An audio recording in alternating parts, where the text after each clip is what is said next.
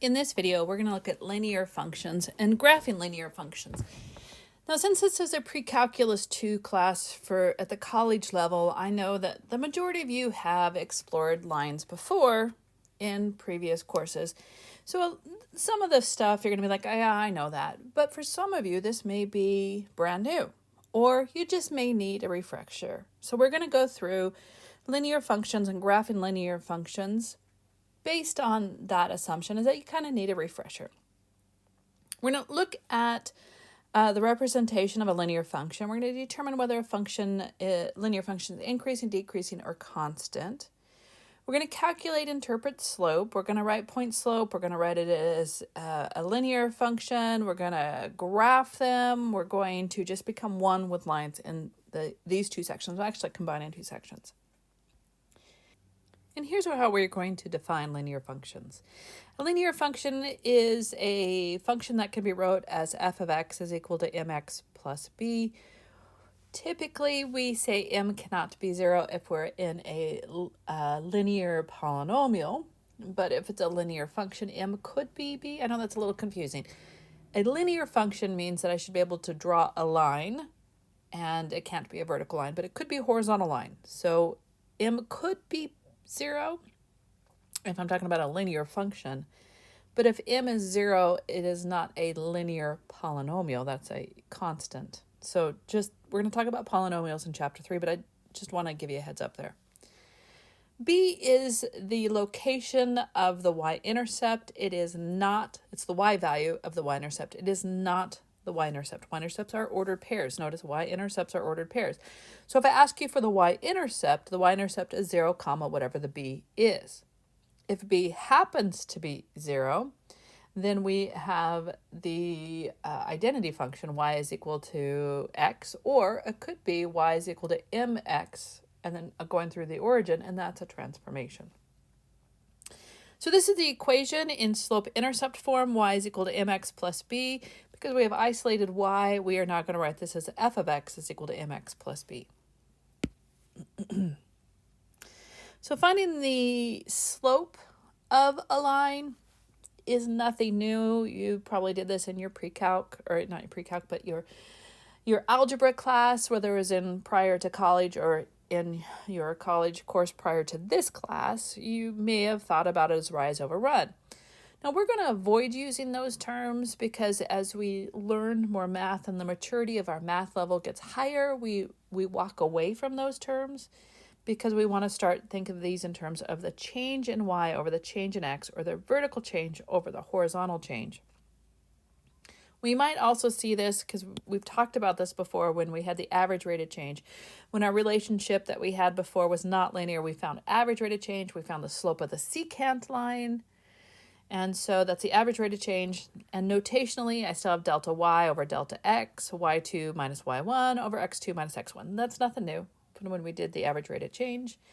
F of x2 minus f of x1 over x2 minus x1. Now, the difference between average rate of change and the slope of my linear function is that the average rate of change for a linear function is the slope of that line. Not true if it's not linear. So what does it mean in terms of increasing and decreasing?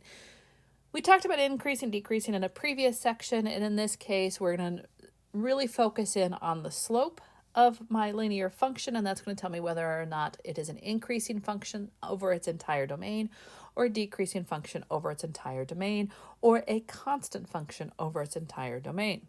So if the slope is positive, I am increasing. I'm going uphill from left to right. If m is negative, if the slope is negative, I am decreasing. I'm going down the hill from left to right. And if my slope is 0, so I just have f of x is equal to b, a constant, then I have a constant function, and it is neither increasing nor decreasing. Slope of the line we've already talked about. There are many ways to represent a line. There's only one way to represent a linear function.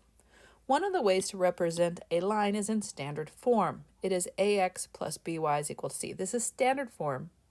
It is not wrote as a function. We can use the slope-intercept form, which is easier to graph, and that's how we go from our standard form into a function is to solve for y. Now, if I take my standard form and I solve for y, I'm going to have y is equal to negative a over bx plus c over b, and I went from standard form into slope-intercept, which means I then now can write this as a linear function. The third and final way that we can represent a line is in point-slope form. We need to have a point and we need to have a slope. So here it is in point-slope form. I have the slope, or I have the point, which is x1, y1, and we have some given slope. I can write it as y minus y1 is equal to m x minus x1. Now, to write this as a linear function, I need to solve for y. So I could write this as y is equal to m x minus x1 plus y1. And all I did was I added y1 to both sides. And you're going to see that I use that one a lot more than in this form. So that is our third and final way that we are going to represent a line. Slope-intercept. So here are all of the ways to represent a line and their names. So horizontal lines, of course, is y equals. In this case, we can do f of x equals. If I have a vertical line, I cannot write this as a function because part of the way we think about functions, it has to pass a vertical line test, which means if I have a vertical line, there is no way I can write that as f of x is equal to x. That f of x, by the way, f of x is equal to x is the identity function. This is y is equal to x. So this is not a function. Out of all of these are listed, x is equal to a constant is the only one in which it is not a function. Parallel and perpendicular lines. Again, I'm going through this fairly fast because I know that you have seen this and you're probably bored at this point. If you're not bored, then I would recommend you do some other videos on just basic line stuff, whereas this one's fairly quick. So if I have parallel lines, they have the exact same slope. If they are perpendicular lines, then the product of the two slopes is -1. In other words, they're negative reciprocals. So let's go ahead and do some writing of lines with given information. Find the equation of a line with the slope of -1/2 contained in this point. I am going to use the modified point slope form. So y is equal to my slope, which is -1/2, x minus my x value plus my y value. It's not wrote in the correct form, but it is actually much faster, and that needs to be 3 there. It is much faster to start out with this and then just do a couple algebra steps. I'm going to distribute the -1/2 through, and so I get -1/2 x plus 5 over 2 plus 3. Well, 5 over 2 is 2.5 plus 3, so that's 5.5. So I would write this as y is equal to -1/2 x plus 5.5, or 5.5. Now, you can write this as an improper fraction. There's no reason not to, but if I were to have to graph this, and it is unlikely, I'm going to write that as an improper fraction. I probably would not write that as, 5.5, so that's 11 over 2. I probably would not write that as 11 over 2. I would probably leave it as a fraction, or a decimal. Find the equation of a line through this point in slope-intercept form. Well, okay, they want the y equals mx plus b again. What I want to do then, if I want it in slope-intercept form, is I need to find my slope. So m is equal to. Now, if I do y1 minus y2 over x1 minus x2, this will give me the exact same answer of y2 minus y1 over x2 minus x1. And I'd recommend you go ahead and prove that to yourself. I'm going to do m is equal to the y1. So I have 0 minus a -5. And then in the denominator, I'm going to have 4 minus a -4. In the numerator, I'm going to get +5. And in the denominator, I'm going to get 8. Now, once again, I'm going to put it in this form. I'm going to have y is equal to, and I'm going to use the easiest ordered pairs. If I have one of my ordered pairs has a 0, then that is likely the ordered pair I'm going to use when I put it in the modified point slope form. So I have 5 over 8. X minus 4 plus 0. So y is equal to 5 over 8x minus, and I have 20 over 8. Now, I'm leaving this, and I just did this whole thing about, hey, let's put this in decimal form. The only reason I'm leaving in this, actually, I should probably reduce this. Y is equal to 5/8 x minus, and I have minus 5/2. The only reason I'm going to leave this in fractional form is because it's already there. But if you're like, man, I have to graph this, then I would probably write this in decimal form and write this as 2.5. I'm good with either this as the answer or this as the answer. It is always expected, by the way, that you will always simplify unless otherwise stated. Now, I want an equation with a horizontal line containing this point. Horizontal line means it is y equals, so this is strictly going to be y equals -3, and that's as good as that gets. If I want to find an equation of a line containing the point 6, -2 with an undefined slope, that is when I have a vertical line, so I only want the x part, so I've got x is equal to 6. Now, this one wants the equation of the line in standard form. So the first thing I'm going to do, since I have the graph, is I'm not going to do the point-to-point. Paying attention that this is -1 and this is 3, is I'm just going to find the change in x. So my delta x, as I moved a +4, my change in y, my delta y, is I moved from point A to point B. I went up, so it's also positive, and I went up, and this is 5. I went up a +3. So I have my slope is the point 3/4. Now I do need one of the 2 points. So I have y is equal to, and I have my slope, which is 3/4 x minus. I'm going to use one of the 2 points. I'll use this point A. Point A is -1, 2. So I have a -1 plus 2. So y is equal to 3/4 x plus 2 plus 2. Now this is not wrote in standard form. It's a modified point slope. Standard form is the ax plus by is equal to c. So I'm going to multiply everything by 4. I have 4y is equal to 3x plus 2 plus 8. I'm going to distribute the 3 through. 4y is equal to 3x plus 6 plus 8. I'm going to bring the 3x to the other side. So -3x plus 4y is equal to, I'm going to add those two values on the right-hand side, and I'm going to get 14. Now, I'm totally fine with that answer. If you like to have your leading number, your coefficient on x to be positive, then you can write this as 3x minus 4y is equal to a -14. I'm fine with either one. I don't care. Standard, but that is in standard form. Now, if you're watching this video and you're saying, but hey, I did this in a different way in my previous math course, can I do it that way? And the answer is yes. As long as it is mathematically sound, you never have to do it the same way I am doing it. I will ask you to check if it's mathematically sound, and if it's not mathematically sound, what you're doing that you learned in your previous math course, or you think you learned it that way, then you may get marked off on it. But you never have to do your math my way. This is one of the ways to approach it. So I just want to say that if you're like, wait, I found this easier way from my previous course, knock yourself out. I'm totally fine with that. Now I want to find all the points on the line 2x minus 1, which are 3 units from the point 0, 1. Well, that's an interesting question, isn't it? The first thing I'm going to do is I'm going to graph it. We haven't done any graphing, but we're going to go ahead and graph this one. The intercept is -1, so here's -1, and my slope is a positive 2/1. So I'm going to go in the y direction. I'm going to go 2, 1, 2, and I'm going to go over 1. So here's my graph of the line. This is the line y is equal to 2x minus 1. Again, not terribly well drawn, but there it is. Now, my point, which is 0, 1. So 0, 1, here's my point 0, 1, 0, 1.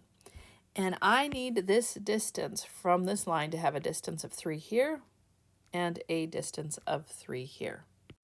What I'm going to use is the distance formula. Now, the distance formula, d squared is equal to x1 minus x2 the quantity squared, minus y1, or plus y1 minus y2, the quantity squared. Now my distance is 3 units, so I can replace that with 3 squared. I'm going to use this as my ordered pairs. So this is x1, this is y1. And then I'm going to use this other one right here. This really isn't an ordered pair, but it is an ordered pair. So this is the ordered pair x, and then my y value is 2x minus 1. So that actually is going to be my x sub 2 and my y sub 2, because I can write my function as an ordered pair if I put an x and then the output again is the function.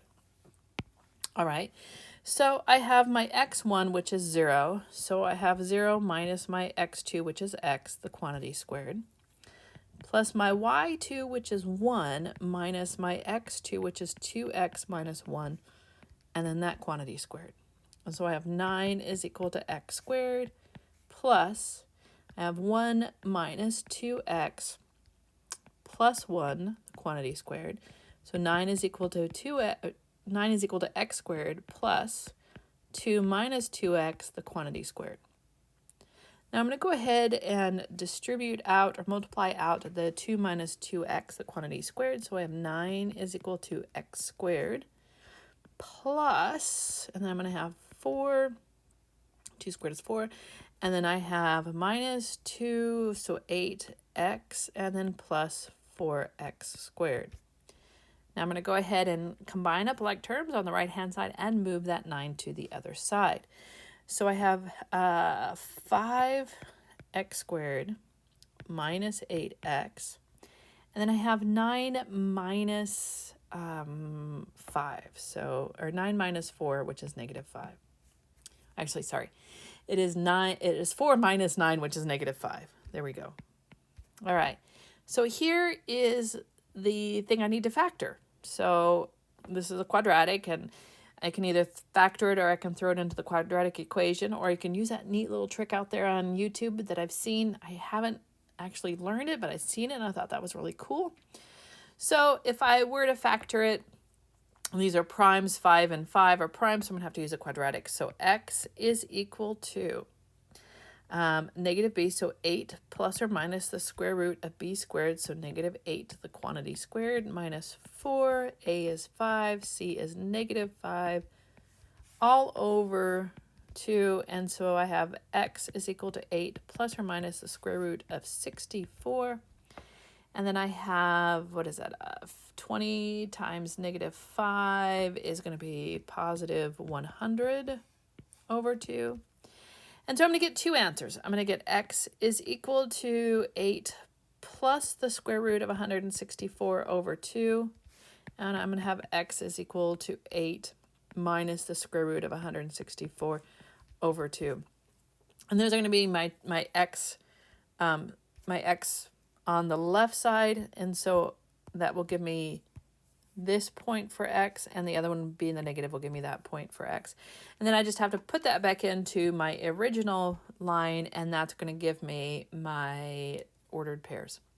So actually really interesting question, and it brings in quadratics, it brings in the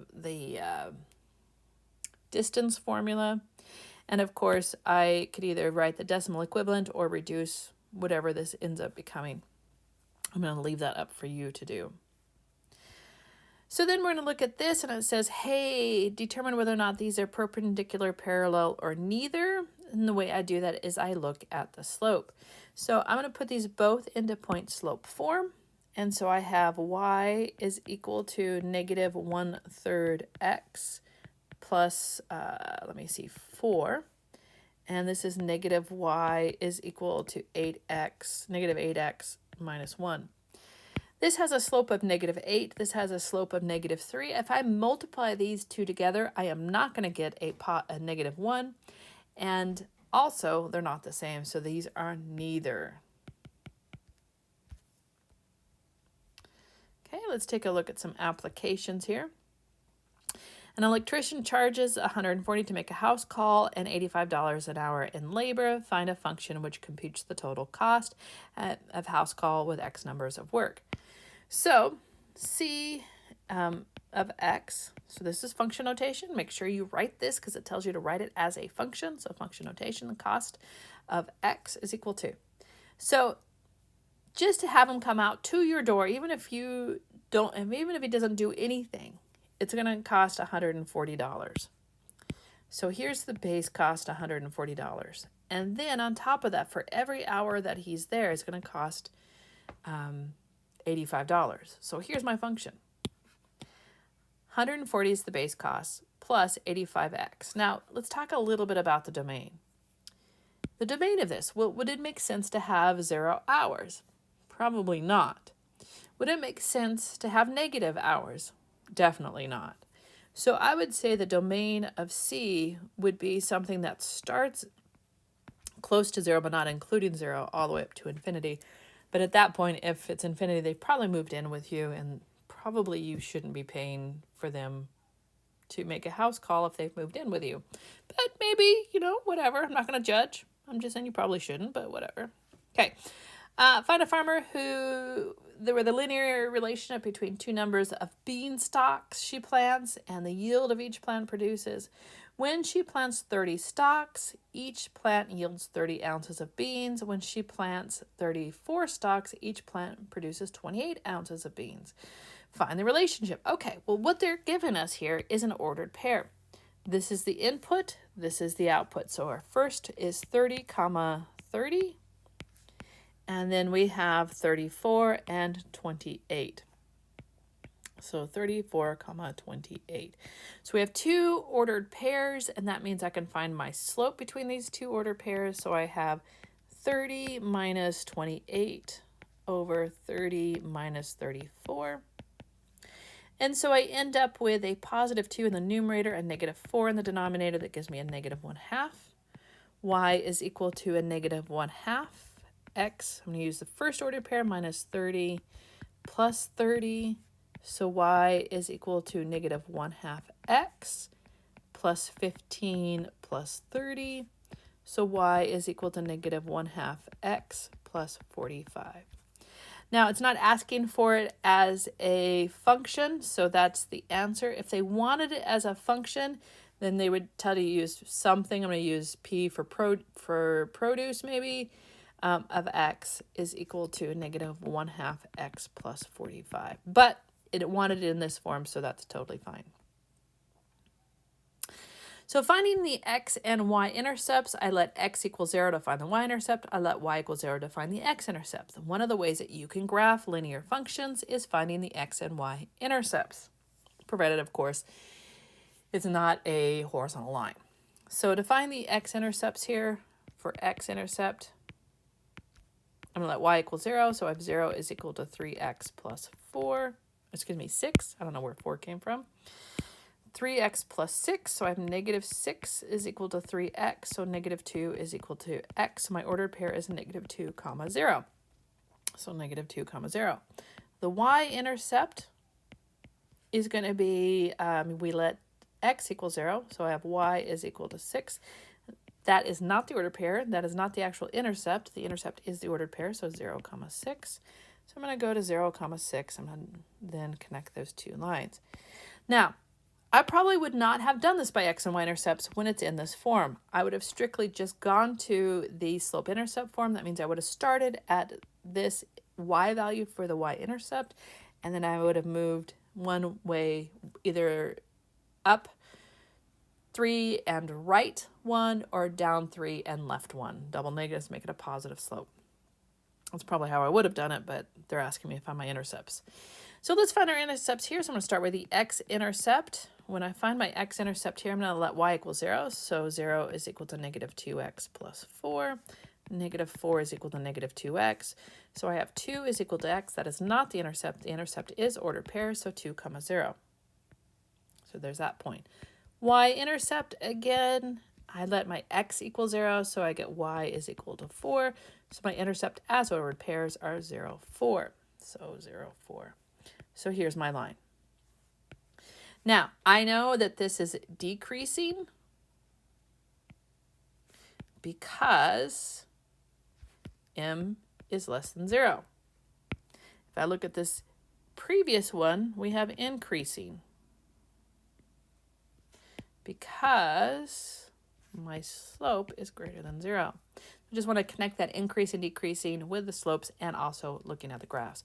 Looking at the graph, I am going uphill from left to right, so it's increasing. This one is decreasing because I'm going down the hill from left to right as I look at the graph. Again, I would not have done this by finding the x and y intercepts. I would have gone with a positive 4 as the y part of the y-intercept, and then I would have, because it's a negative slope, I would have gone right 2, and then, right 1 and then down 2, or I would have gone up 2 and left 1 because it's 2 over 1. It's negative. All right, so now we're going to match the graphs. All right, so we're going to match these graphs. I'm gonna match the graph of, I'm gonna do the easiest one first. I'm gonna do this one. F of x is equal to 2. Well, that's a horizontal line, so this has to be C. So we know that C is done. Now I'm gonna look at my intercepts. This has an intercept of 2. This has an intercept of 2. So I'm gonna look at the ones that have intercepts of 2. This one has a slope of 1. This one has a slope of 3. So the slope of 3 is much steeper than the slope of 1. A and B are the two that have intercepts of 2, so the one that is a steeper slope is A, so this has to be A and this has to be B. So now I'm done with those two. That leaves these. This has an intercept of -1 as the y part. All of these have intercepts of -1 as the y part. This has a slope of -1, this has a slope of -2, and this has a slope of -1/2. So in terms of steepness, decreasing steepness, 2, equation number 2, has the steepest decreasing slope.